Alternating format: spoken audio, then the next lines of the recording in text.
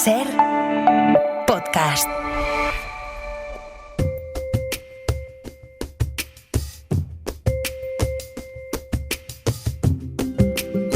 Hoy por Hoy Magazine.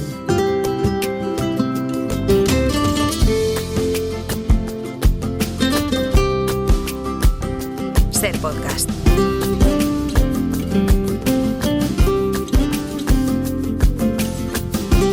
Empieza por fin a hacer tiempo norte en la mayor parte de la península. Bueno, ahora mismo sobre Madrid, Nacho Carretero, buenos días. Buenos días. Hay algo así como un poco de llovizna de norte, ¿no? Sí, y mira, yo vengo de Canarias, que estuve en Canarias la semana pasada rodando. Por cierto, ¿quieres que te cuente en un minuto cómo Iberia... Es que sé que te gustan estas cosas. ¿Cómo Iberia me robó 12 euros por la cara? Me encanta que me cuentes... Aitana Castaño, buenos días. Hola, hola. A las dos nos encanta cuando nos cuentan sí. o contamos Salseos. cosas de las aerolíneas. ¿A que sí? Yo Me sabía. encanta. Esto se lo tengo que contar a Ángels. Así, por la cara, te lo cuento en un minuto. Voy a hacer el check-in online, el típico check-in online. Ya tengo la maleta de mano, ya está todo hecho. Y cuando ya voy a sacar la tarjeta de embarque me dice, no, tienes que facturar. Y yo, no, facturar no, porque yo tengo una maleta de mano. Lo siento, la ocupación del vuelo está completa, por tanto tienes que facturar. No puedes poner tu maleta en cabina. Y digo, mira, le voy a decir que sí. Esto todo la aplicación. Le voy a decir que sí y luego ya subo la maleta y ya está. Le doy a que sí y me dice 12 euros. Entonces intento buscar la manera de que no, porque entonces no me dejaba sacar la tarjeta de embarque a no ser, era como un chantaje, no me dejaba sacar la tarjeta de embarque. Si no pagabas esos 12 euros. Entonces, bueno, los acabo pagando, pago 12 euros, llego a la puerta de embarque y subo mi maleta. Y en el recibo de los 12 euros me pone selección de asiento, como para ocultar. Y yo no seleccioné asiento, de hecho me dieron la última fila. Entonces fui con mi maleta arriba, en última fila, pagando 12 euros y no facturé la maleta. Porque hasta ahora sí que es verdad que en algunos vuelos te dicen facture usted sin pagar. Claro, Esto pasa muchas veces, claro. que hay muy alta ocupación y tú decides si te arriesgas Sí. a subir la maleta arriba o no. Sí. Pero claro, a 0 euros, no a 12, además 12 euros. 12 euros por facturar una maleta que no tuve que facturar, la subí al avión y que en el recibo ponía selección de asientos. Vale. Sinvergüenzas. 12 euros que en un aeropuerto te dan para un café. También 12. te digo. Claro, Sí, Pero también te digo Es que en un que aeropuerto para un No café son lo- corto. no son los 12 euros, evidentemente. Es la impotencia de que tuve que pasar por el aro de pagar 12 euros para que me dejaran subir al No, avión. no, Muy es mal. la angustia que te genera. Yo este fin de semana vuelo, ya tengo las tarjetas de embarque, de momento no me han hecho pagar nada más, pero es la angustia que te genera cada vez que vas a hacer el check-in, es la angustia de, espérate, A ver, qué a ver pasa. por a ver dónde qué, salen. porque como te Sí, hacen sí. pasar todos esos filtros de quiere usted el desayuno, quiere usted no sé qué, es tremendo. Sí, sí. Deme usted la tarjeta de embarque por lo que he pagado, que ya es mucho. Bueno, pues aquí queda. Aquí queda, para eso estamos nosotros, para la denuncia. Ahora van a llamarlos Para quejarnos ahora de van las a llamarlos de aerolíneas. Iberia y se van La a Ser quejar. Consumo. Y se van a quejar. Igual pero no bueno. vuelvo a subir a un vuelo de Iberia, ya, que me queda de vida. Petao. Exacto. Oye, y tú estás ya por ahí, debe estar volando mucha gente hacia Asturias porque esta es la semana de los Princesa de Asturias, ¿no, Aitana? Sí. Estamos aquí ya a tope. Tenemos aquí mira, un montón de gente. Os voy a decir así también rápidamente. Bueno, a Eduardo Mendoza, a Serena Williams, que Ole. todavía no llegó, a la fotógrafa mexicana Graciela Iturbide, pero bueno, también tenemos al filósofo Byung-Chul Han, a Douglas Massey, a Marie Claire King, que es una investigadora que a mí me interesa mucho, Sí. una genetista, y después al señor que firma los billetes de euro, a Mario Draghi, que va a venir también esta semana. No, estamos muy, Es interesante. muy bien. Estuviste en el debate, en el coloquio de la fotógrafa mexicana, ¿no? De Graciela Sí. Iturbide. ¿Y qué tal? Pues muy guay, la verdad. Es una señorina pequeñísima, mide como 1,40, pero todo lo que tiene pequeña lo tiene Bueno, pero así grande. como nuestra Cristina García Rodero, que también es chiquitina, pero Tal en cambio cual. es un fenómeno. Tal cual. Son un poco...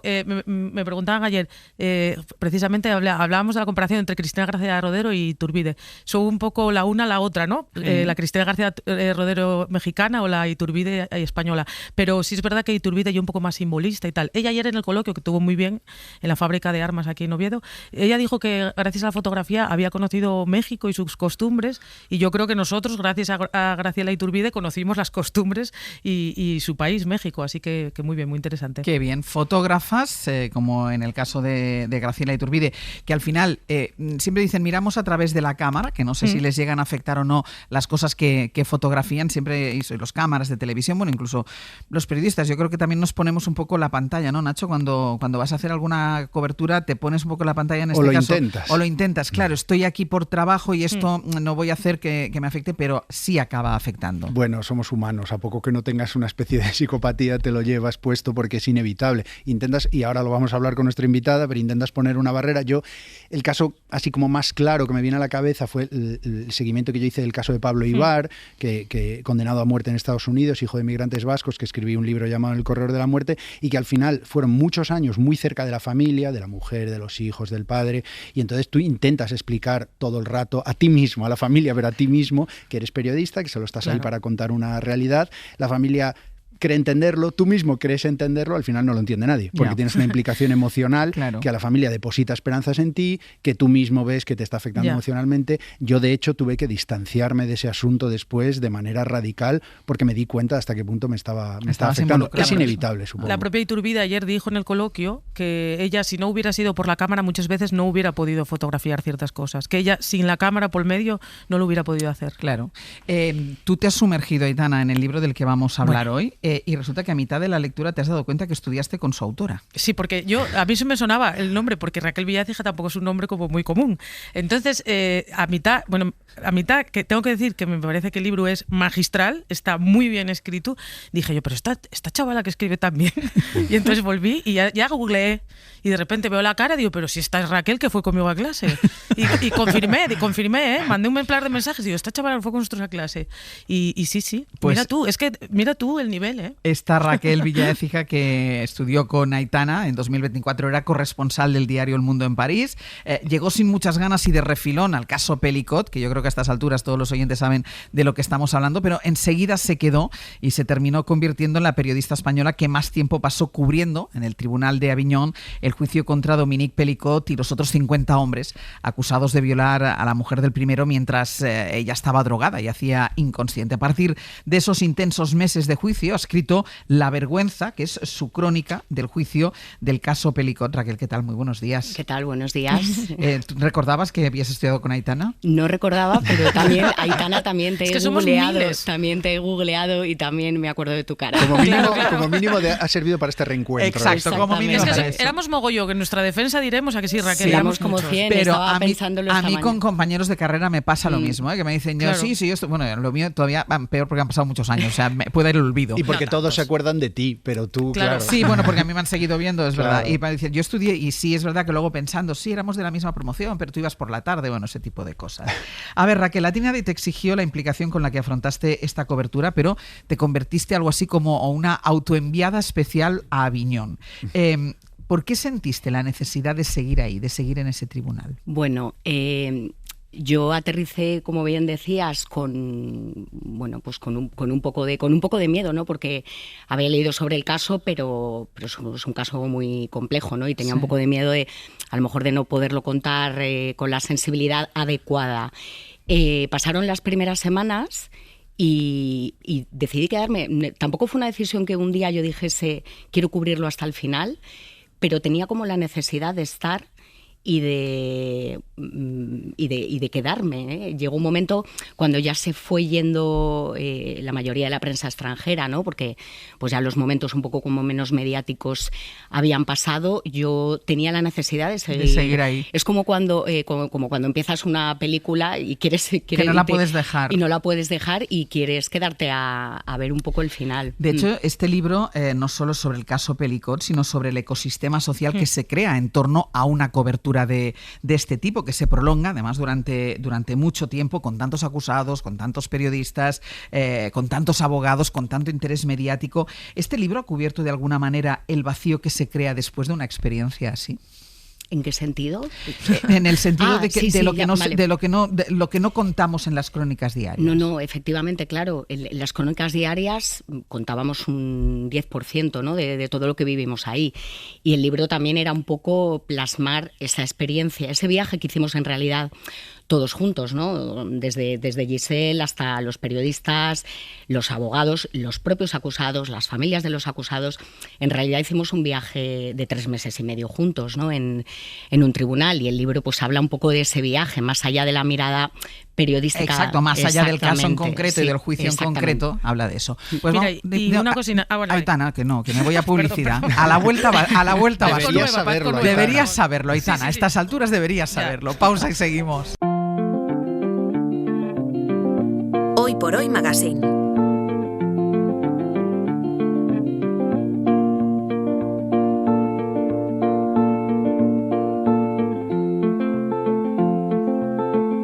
podcast. A todos los periodistas que han seguido este asunto desde su origen, quiero expresarles mi reconocimiento por la manera fiel, respetuosa y digna en que han informado diariamente de estas vistas. He querido, al abrir la puerta de este proceso el 2 de septiembre del año pasado, que la sociedad se sumase a los debates que se celebraron. Nunca me he arrepentido de esta decisión. Confío, ahora, en nuestra capacidad de aprovechar colectivamente un futuro en el que cada uno de nosotros, hombres y mujeres, podamos vivir en armonía con respeto y comprensión mutuos. Giselle Pelicot pasó de víctima a heroína del feminismo, icono del debate sobre el consentimiento, gracias a esta decisión de abrir las puertas del juicio contra su marido y contra esos 50 hombres acusados de violarla mientras ella estaba drogada, la había drogado su marido. Estamos en el Comando Norte con Aitana y con Nacho y con la periodista Raquel Villaécija, que acaba de publicar La Vergüenza, su crónica del juicio al que asistió durante casi 15 semanas, entre el 2 de septiembre y el 19 de diciembre de 2024. Estaba escuchando ahora Giselle y estaba pensando, ¿por qué tú crees que ese juicio se contó como tendrían que contarse todos los juicios? Ella agradece la cobertura y es es un tema, es una materia muy susceptible del morbo, de lo que estamos acostumbrados habitualmente. ¿Por qué crees que fue diferente en este caso? Bueno, la estaba escuchando y me estaba emocionando. Yo creo que primero la inmensa mayoría de los periodistas que estábamos allí, que fuimos autoenviadas especiales, éramos mujeres. Había también algunos hombres, pero eran los compañeros que vinieron en los momentos un poco más mediáticos y luego los compañeros de la prensa local que siguieron el caso durante el proceso de instrucción y lo conocían, pero el resto éramos todo mujeres que veníamos desde París, hacíamos todo lo posible para gestionar y poder estar en Aviñón durante la semana. Entonces, no voy a decir que como mujeres quizá tenemos una sensibilidad hacia este tipo de temas, pero puedes decirlo, mayor, pero lo voy a decir porque es verdad. Con tu permiso, ¿no? Entonces, creo que eso tuvo mucho que ver. Y luego es cierto que siendo un caso tan complejo y tan sórdido, se contó bastante bien. Ella, de alguna manera, si no hubiera abierto su juicio al público, no hubiera habido periodistas en la sala, hubiera estado sola con esos 50 hombres y su defensa. Sí. Que era bastante agresiva. Entonces yo creo que el hecho de vernos todos los días, o sea, las periodistas que estábamos allí un poco la acompañamos en ese mal trago. Yo creo que por eso ella agradece, ¿no?, la cobertura. Es que por sacar una lectura positiva, imagínate este caso hace 30 años. Bueno, en España, el caso Nevenka, lo hemos visto y cómo se cubrió. Por eso no. Y no hace falta ir de 30 años atrás. No, Nacho? Es verdad. Digo, por sacar una lectura positiva, algo estamos avanzando, ¿no? Sí. Porque la víctima de algo así agradezca el trato de los medios, era impensable, como bien dices, hace no tanto. Sí. Aitana, ¿qué querías preguntar? Una cosa que yo quería decir Pensé que la habíamos perdido. Por no, estoy aquí. Había una amiga de Raquel, lo cuenta ya en el prólogo, le dijo, tienes que escribir el libro que solo tú puedas escribir. Y yo creo que esto es lo que pasa con La Vergüenza, que este libro solo lo pudo escribir una persona como Raquel, que estuvo allí todas esas semanas y que vivió todo aquello. Dicho esto, yo creo que una de las claves fue, no sé si Raquel estará de acuerdo conmigo, en que además en ese juicio no solo había muchas mujeres periodistas o muchos periodistas atendiendo a ello, no solo fue público, es que además se pudieron ver los vídeos de las violaciones, que eso me parece, no sé si ocurre muy a menudo, pero claro, es un punto de inflexión. Ahí no hay nada que se pueda ocultar. No, claro, el tema de los vídeos, primero existían esos vídeos, ¿no? En muchos casos de violaciones con sumisión química no existen los vídeos, en este caso existían. Entonces los vídeos eran la prueba del delito, ¿no? Porque muchos acusados cuestionaban que si se hacía la dormida, que si no ha movido la pierna, ¿no? Entonces, claro, la constatación de los vídeos era aplastante, ella está inconsciente. Y yo creo que el primer triunfo judicial de Giselle fue que se pudiesen visionar los vídeos con público, porque como pruebas los pudiera ver todo el mundo. Que los pudiera ver todo el mundo, claro. La sala de retransmisión que había al lado... Pero tuvo que ser duro, Raquel. Bueno, duro. Es cierto que, como desgraciadamente todo en esta vida, normalizas cosas muy, muy brutales, ¿no? Una vez habías visto 4... pues los otros eran bastante repetitivos. Luego había algunos... El tema de los vídeos además es ese porque había mucho silencio, la violencia del silencio. Yeah. Era muy violento y el sonido mejor, de los propios vídeos. Claro, porque no había sonido, porque él les había prohibido a los acusados que hicieran ruido para que ya no se despertase. Joder. Y es verdad que en ese silencio hay una violencia muy particular. No, y la fuerza de ella de decir, sí, que se vea todo el mundo, que lo vea todo el mundo. No sé, la actitud de ella es de una valentía. Es que es una cosa extraordinaria. Un símbolo ella, ya. Claro, ella decía, la gente tiene que ver esto, es que tenemos que ver lo que es una violación en el siglo, en 2024. Bueno, en este caso ocurrieron entre 2011 y 2020, pero muchos acusados decían, no, yo no he violado a nadie porque para mí una violación es una agresión con fuerza física. Aquí y ella decía, no, estos vídeos tienen que verse porque una violación también es esto. Bueno, es que además en la historia hay como muchos personajes que son, claro, dignos de un libro, porque está la propia Giselle, está la abogada de Pelicot, de Dominique, que me parece fascinante porque ella se supone que es la abogada del diablo, pero ella va allí a decir, vale, este señor lo hizo mal y va a cumplir 20 años de cárcel porque no le va a quedar otra, pero es que hay otros 50 hombres mínimo que violaron a esta señora, que fueron a casa de un hombre o fueron a casa de un matrimonio y violaron a esta mujer. Entonces, el objetivo de la abogada era que esos hombres también pagaran por ello. Efectivamente, al principio se entendió mal, muchas mujeres que fuera mujer y tal. Que fuera mujer. Estábamos hablando de un juicio cubierto mayoritariamente por mujeres y resulta que la abogada del principal acusado es una mujer.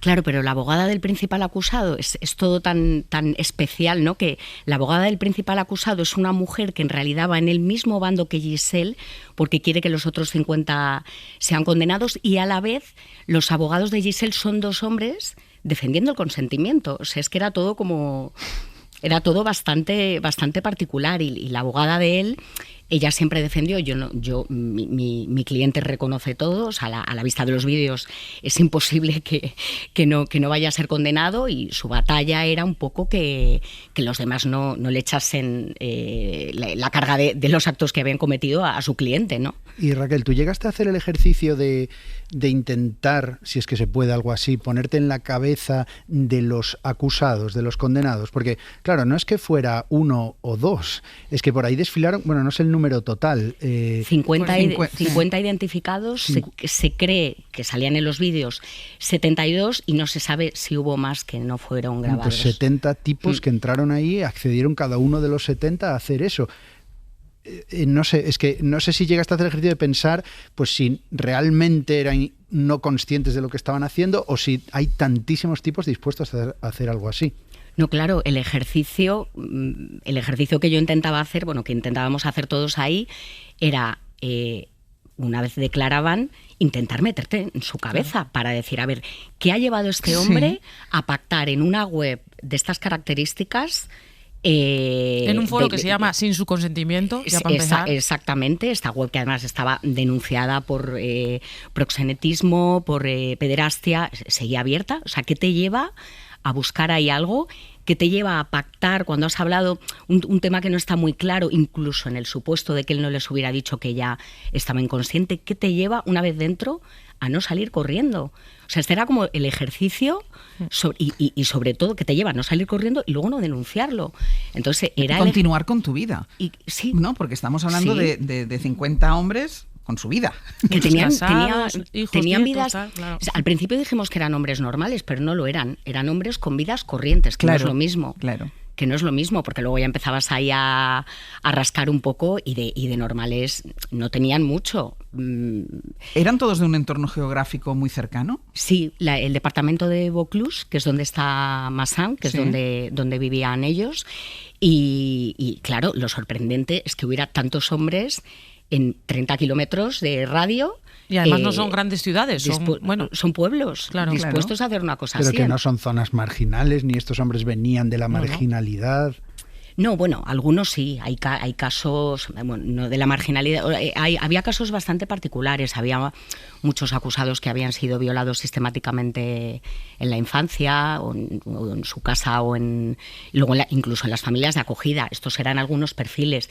Luego había otros perfiles mucho más corrientes, ¿no?, entre comillas, pero bueno, de entornos marginales había unos pocos, pero no era la mayoría. Tú hablas de un hilo invisible entre Giselle y Dominique Pelicot. ¿Qué quieres decir? ¿Qué sensación percibías entre ellos? Giselle y Dominique se conocieron cuando tenían 18 años. O sea, eran pareja de toda la vida. De toda la vida. Ella no había estado...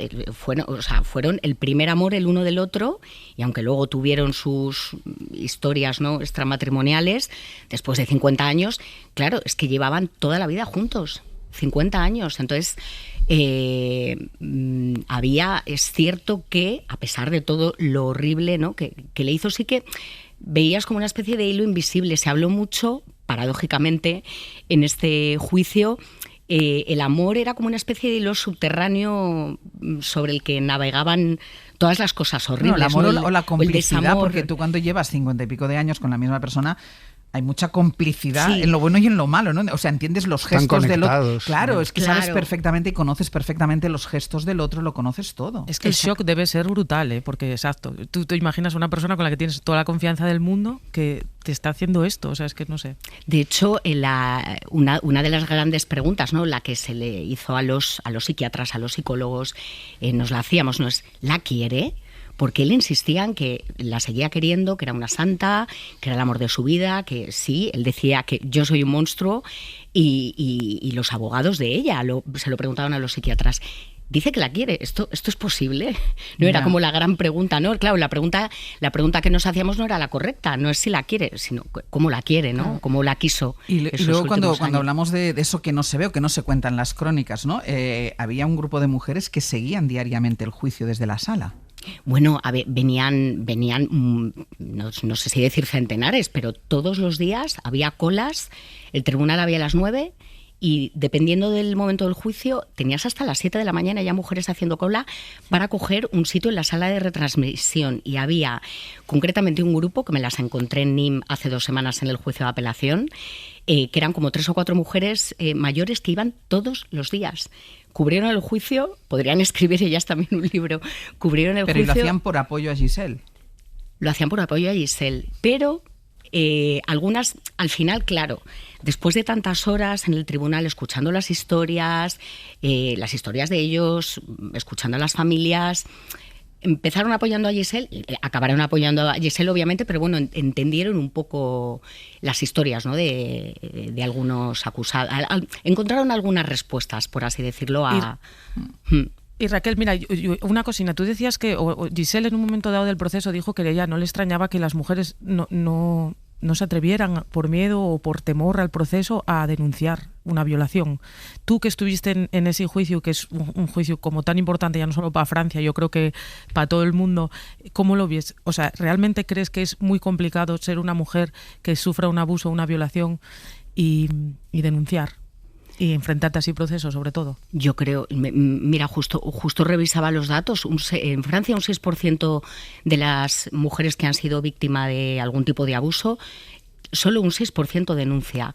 Yo creo que el caso de Giselle fue la constatación se la fustigó muchísimo. Se dijo que si estaba alcoholizada, que si se hacía la dormida, se cuestionó si estaba todavía bajo el influjo de su marido, si sabía lo que le estaban haciendo, pero había pasado un poco por alto, y ella dijo, no me extraña que las mujeres no denuncien.